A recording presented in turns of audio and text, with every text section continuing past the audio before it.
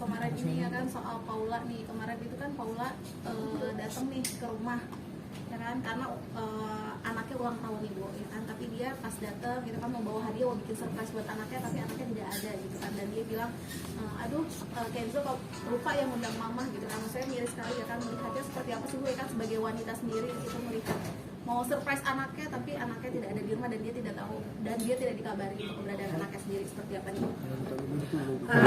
Baik, terima kasih. Saya sebagai Ketua Forum Pemberdayaan Perempuan tingkat DKI Jakarta, saya prihatin ya.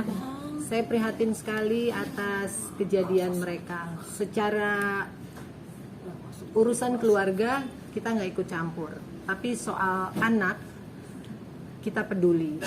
Ya ini hanya tinggal komunikasi ya, karena kan juga Paula baru pulang dari umroh. Terus dia tahu hari ulang tahun anaknya, dan dia juga ingin memberikan kesan baik di mata anaknya. Sebaiknya sebagai orang tua ya ini harus lebih kebesaran hati ya, legowo ya, bahwa melihat persoalan mereka adalah persoalan pecah piring misalnya, tapi persoalan anak adalah soal boneka. Maka kita harus angkat di bonekanya. Jadi mari kita lihat bahwa Paula dan Mbak Im, saya yakin mereka masih punya hati yang baik untuk melihat anak-anaknya.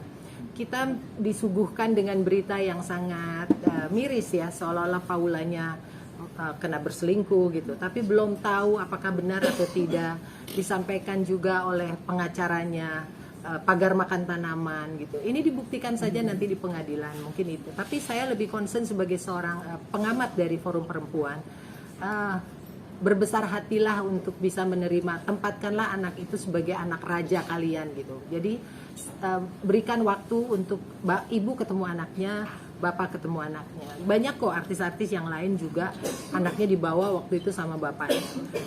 Contoh Ahmad Dhani lah gitu, bawa anaknya sampai semua. Akhirnya apa? Legowo kok. Sudah waktunya anak-anak besarnya tahu bahwa ibunya itu memang baik gitu ya.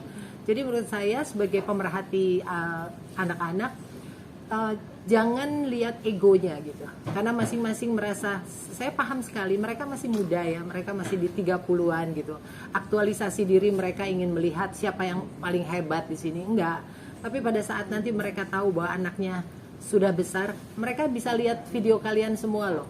Wartawan-wartawan ini menyimpan rekam digital yang luar biasa, mereka akan lihat gimana, siapa yang membuat ayah saya seperti ini, siapa yang membuat ibu saya seperti ini.